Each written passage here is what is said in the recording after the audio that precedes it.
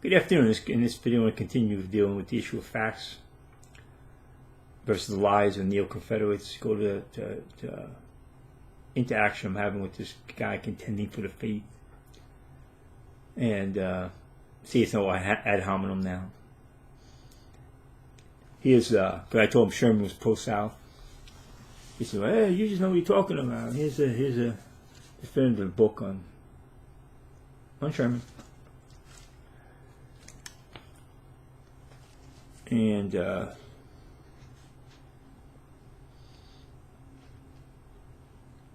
see.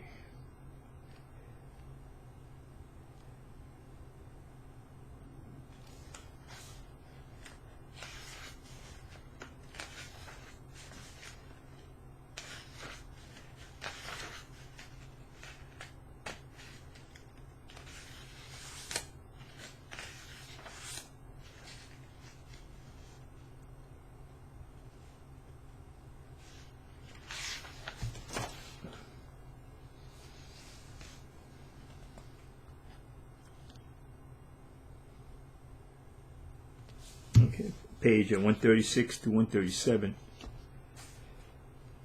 And it says, "And now when he had finally been able to establish order in his school, this too was threatened. Slave owners thought their survival depended on secession. His survival was cast in doubt by it. Secession meant more than a breakup of his beloved Union. It also meant the breakup of his ordered world in the seminary, another failure in a long series of failures in Sherman's life. When Sherman received the news of South Carolina's secession in December, he paced up and down his room crying like a child, expressing his dismay for what was happening. He predicted the horror of war and its terrible legacy, especially in the South, which he insisted could never successfully battle the more prosperous North. There can be no peaceable secession. Secession means war. You are driving me and hundreds of others out of the South who have cast fortunes here, love your people, and want to stay. Yet I must give up all and go away, and if war comes, as I feel sure he will, I must fight your people whom I best love." Sherman.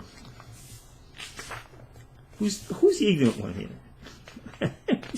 Who are the people here giving you the truth, and who's lying to you? The Southern propaganda. Here's page 142.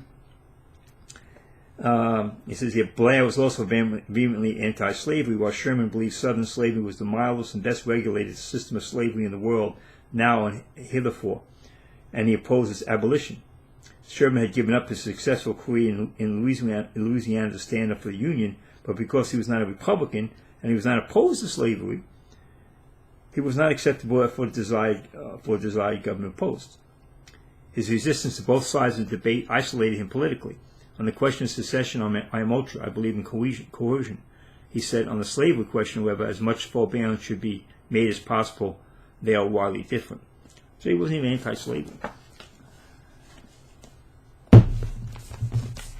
Facts. These guys hate facts. And do it back. I'll put this up. It shows you. Oh, what you know what I'm talking about? Well, yeah, I know what I'm talking about. Amen. Thank you.